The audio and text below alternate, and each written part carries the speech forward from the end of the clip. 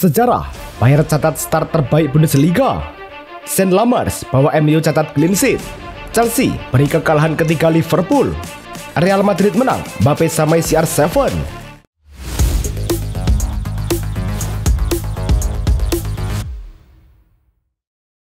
Halo Soccer Mania, kembali lagi di Blessing Soccer News. Kali ini kami sudah siapkan berita-berita terbaru seputar dunia sepak bola. Tentunya untuk kalian semua, selamat menyaksikan.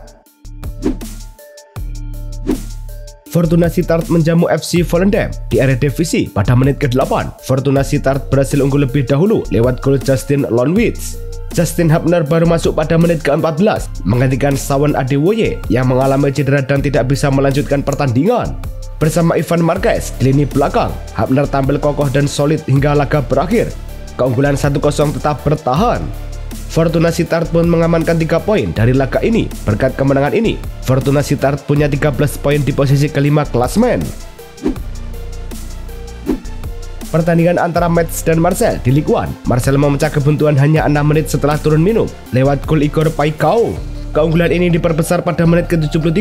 Matt O'Reilly dengan tenang menuntaskannya menjadi gol. Hanya 7 menit kemudian, Gouiri kembali menjadi kreator untuk memastikan kemenangan Marseille 3-0. Dengan hasil ini, Marseille mengamankan kemenangan keempat beruntun di semua kompetisi dan kini menempati puncak klasemen Ligue 1. Bayer Leverkusen menjamu Union Berlin di Bayer Arena. Leverkusen membuka keunggulan di menit ke-33 lewat gol Ernest Poku usai menjebol gawang Union Berlin. Memasuki babak kedua, Leverkusen mengadakan keunggulan di menit ke-49. Christian Kovane menceploskan ke gawang tanpa kesulitan. Pertandingan berakhir dengan skor 2-0 untuk Leverkusen. Berkat kemenangan ini, Leverkusen naik ke posisi 4 klasemen Liga Jerman dengan 11 poin, sementara Union Berlin tertahan di posisi ke-12 dengan 7 poin. Borussia Dortmund menjamu Leipzig di Signal Iduna Park. Di menit ke-7, Leipzig berhasil unggul lebih dulu lewat gol Christoph Baumgartner yang memanfaatkan sundulan Hasan Ouedraogo. Dortmund membalas di menit ke-23. Jan Couto dari Brasil menyamakan kedudukan lewat tembakan ke sudut kanan gawang setelah menerima umpan Serhou Guirassy. Laga berakhir 1-1. Dortmund tetap di urutan kedua klasemen sementara dengan 14 poin dari 6 laga. Unggul 1 poin atas Leipzig di posisi ketiga. Eintracht Frankfurt menjamu Bayern Munchen di Deutsche Bank Park. Bayern langsung unggul cepat di menit ke-1 lewat Luis Diaz dari sisi kiri. Bayern mengadakan keunggulan di menit ke-27. Harry Kane menjebol gawang Frankfurt. Di babak kedua, Luis Diaz menambah gol di menit ke-84. Ia menembak masuk ke gawang. Skor akhir 3-0 untuk Bayern. Berkat kemenangan ini, Bayern Munchen mempertahankan tren sempurna dengan 18 poin di puncak klasemen, sementara Eintracht Frankfurt tertahan di posisi 6 dengan 9 poin. Bayern Munchen mencetak rekor baru dengan memulai musim ini lewat 10 kemenangan beruntun di semua kompetisi, termasuk 6 kemenangan di Bundesliga. Catatan impresif ini menjadikan Bayern sebagai klub dengan awal musim terbaik dalam sejarah Liga. Tim asuhan Vincent Kompany tampil luar biasa dengan mengumpulkan 18 poin, mencetak 25 gol dan hanya kebobolan 3 kali. Menurut data dari Opta dan laporan Sky Sport Jerman, performa ini menegaskan kembalinya dominasi Bayern di Jerman setelah musim lalu tampil di bawah ekspektasi. Harry Kane terus menorehkan sejarah di Bundesliga. Penyerang Bayern Munchen itu menjadi pemain pertama yang mencetak 11 gol hanya dalam 6 laga awal Liga. Menurut data dari Squawka. Tak berhenti di situ, Kane juga mencatat 18 gol dan 3 assist dalam 10 pertandingan di semua ajang musim ini. Angka yang belum tertandingi oleh pemain manapun di 5 liga top Eropa. Performa luar biasa tersebut menegaskan statusnya sebagai mesin gol utama Bayern. Atalanta menjamu Como di Stadion Gewiss dalam lanjutan pekan ke-6 Liga Italia. Di menit ke-6, Atalanta berhasil unggul lebih dulu lewat gol Lazar Samardzic. Como menyamakan kedudukan di menit ke-19. Peron melepaskan tendangan yang bersarang di gawang Marco Carnesecchi, membuat skor menjadi 1-1. Kedua tim terus jual beli serangan hingga laga usai skor tetap 1-1. Berkat hasil imbang ini, Atalanta menempati posisi ke-6 dengan 10 poin, sedangkan Como ada di peringkat ke-7 dengan 9 poin. Inter Milan menjamu Cremonese di Giuseppe Meazza dan tampil dominan sepanjang laga. Di menit ke-6, Inter langsung memimpin 1-0 lewat Lautaro Martinez. Keunggulan Inter bertambah pada menit ke-38. Boni kembali menjadi aktor utama lewat sundulan. Di babak kedua, Inter makin tak terbendung. Pada menit ke-55, Di Marco membobol gawang tim tamu.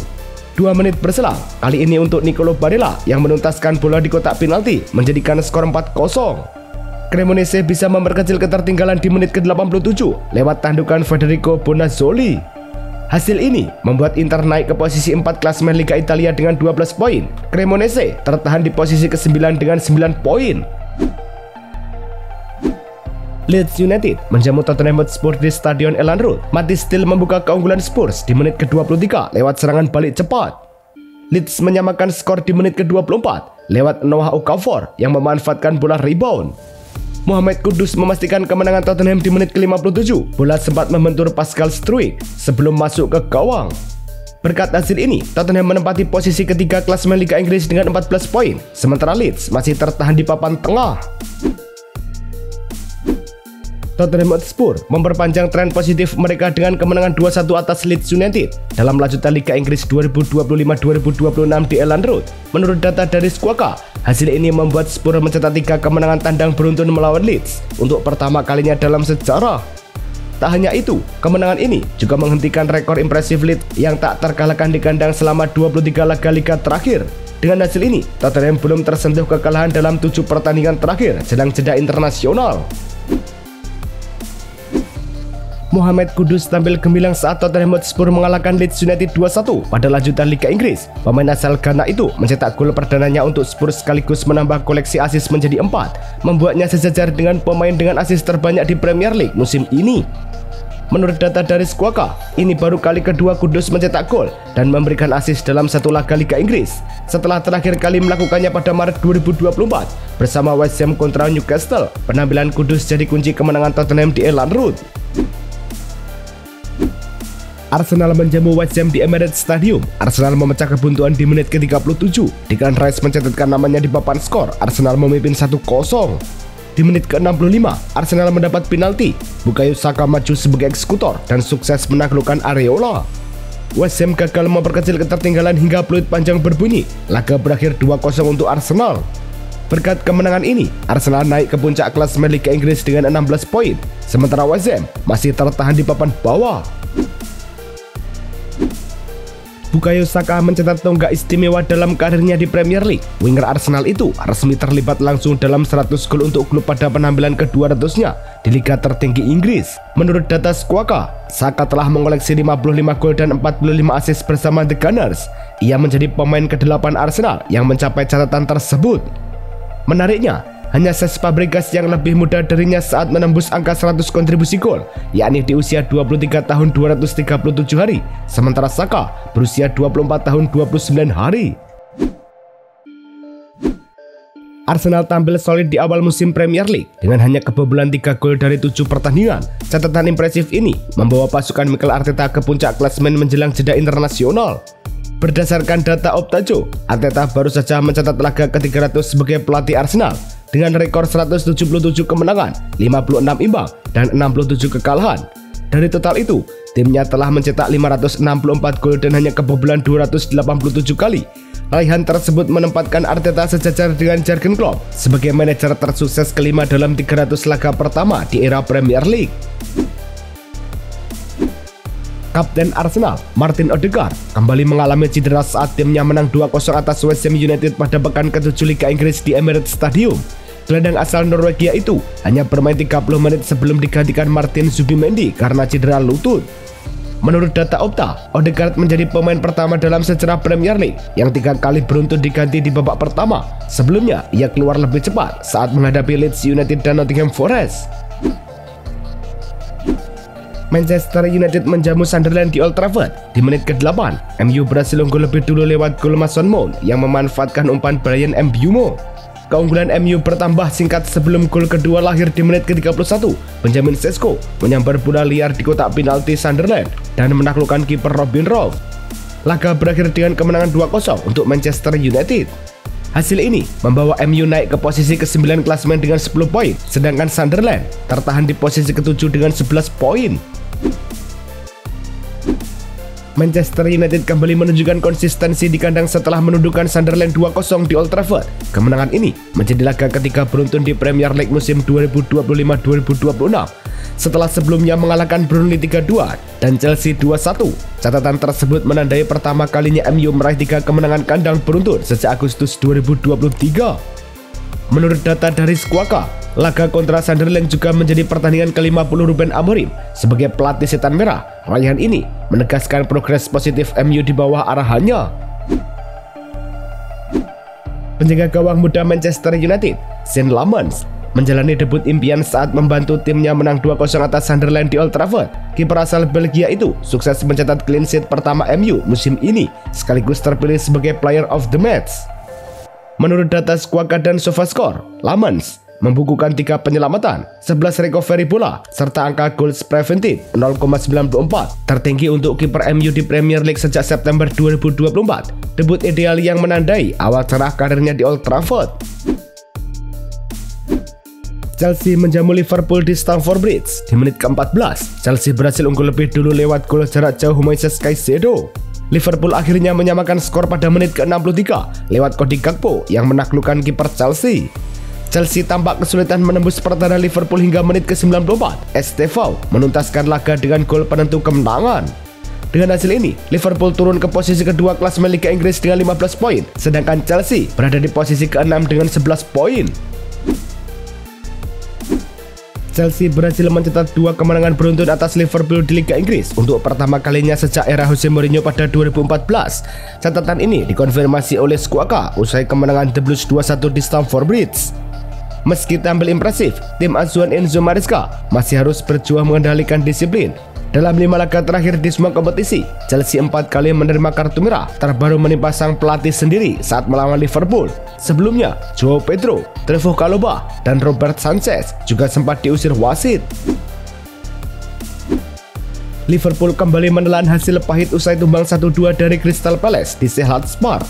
Kekalahan itu membuat The Reds mencatat 3 kekalahan beruntun untuk pertama kalinya sejak 2023. Sebelumnya, tim asuhan Arne Slot juga tumbang 1-2 dari Chelsea dan 0-1 dari Galatasaray di Liga Champions. Menurut data Squawka, 2 kekalahan terakhir di Liga terjadi di masa injury time, menit ke-90+5 melawan Chelsea dan 90+6 kontra Palace, berbanding terbalik dengan kebiasaan mereka mencetak gol telat musim ini. Real Madrid versus Villarreal dalam lanjutan pekan ke-8 La Liga di Santiago Bernabeu. Di menit ke-47, Vinicius Junior membuka keunggulan setelah menerima umpan Mbappe. Vinicius menambah gol keduanya di menit ke-69 lewat titik putih setelah ia dijatuhkan di kotak penalti oleh Marin. Villarreal sempat memperkecil ketertinggalan 4 menit berselang lewat Georgios Mikautadze. Madrid mengunci kemenangan di menit ke-81. Brahim Diaz mengirim umpan matang dituntaskan Kylian Mbappe. Tambahan 3 poin membawa Los Blancos kembali ke puncak klasemen La Liga dengan 21 poin, sementara Villarreal tertahan di posisi ketiga dengan 16 poin. Kylian Mbappe kembali menorehkan sejarah di Real Madrid. Penyerang berusia 26 tahun itu menjadi pemain tercepat yang mencetak 40 gol di La Liga sejak era Cristiano Ronaldo dengan catatan 42 pertandingan untuk masing-masing pemain. Menurut data Squawka dan Opta, Mbappe mencatat 16 kontribusi gol dan assist hanya dalam 10 laga musim ini. Performa eksplosif ini mempertegas statusnya sebagai mesin gol utama Madrid di bawah asuhan Xabi Alonso. Aurelien Tchouameni mencapai tonggak penting dalam karirnya bersama Real Madrid. Gelandang asal Prancis itu mencatat penampilan ke-100 di La Liga saat menghadapi Villarreal. Sejak bergabung dari AS Monaco, Tchouameni terus menjadi andalan di lini tengah Los Blancos. Menurut data Opta, pemain berusia 24 tahun ini menjadi orang Prancis ke-6 yang menembus 100 laga La Liga bersama Madrid, menyusul nama besar seperti Karim Benzema, Rafael Varane, Zinedine Zidane, Ferland Mendy, dan Eduardo Camavinga. Frenkie de Jong dikabarkan telah menyepakati perpanjangan kontrak bersama FC Barcelona hingga 30 Juni 2029. Laporan Quetty Juges dari Cadena Ser menyebutkan gelandang asal Belanda itu akan menerima sekitar 12 juta euro per tahun, sejajar dengan Pedri dalam struktur gaji baru klub. De Jong kini masuk kelompok pemain dengan bayaran menengah. Proses administrasi kontrak disebut hampir rampung, hanya menunggu tanda tangan Joan Laporta dan jajaran direksi. Pelatih Barcelona Hansi Flick menolak sejumlah tawaran peminjaman untuk Marc Bernal karena melihat gelandang muda itu sebagai bagian penting dari proyek jangka panjang klub. Menurut laporan Sport, Flick ingin membantu langsung perkembangan Bernal yang baru pulih dari cedera ligamen lutut saat melawan Rayo Vallecano musim ini. Meski sempat diminati Real Betis, Bernal tetap dipertahankan di skuad utama. Flick bahkan menahan pemanggilan Bernal ke tim U21 Spanyol agar pemulihannya berlangsung optimal. FC Barcelona memutuskan membatalkan pertandingan persahabatan di Libya karena situasi keamanan yang tidak stabil di negara tersebut. Laga yang semula dijadwalkan pekan depan di Benghazi itu kini akan digantikan oleh duel antara Atletico Madrid dan Inter Milan pada 10 Oktober. Menurut laporan Mundo Deportivo dan ESPN, Barcelona telah mengembalikan bayaran sekitar 5 juta euro yang diterima dari panitia penyelenggara. Klub menegaskan keputusan itu murni terkait keselamatan pemain dan staf, bukan alasan cedera atau teknis lainnya. Itulah tadi kumpulan berita-berita terbaru dari kami. Simak terus berita-berita terbaru lainnya dan jangan lupa like, komen, dan juga subscribe.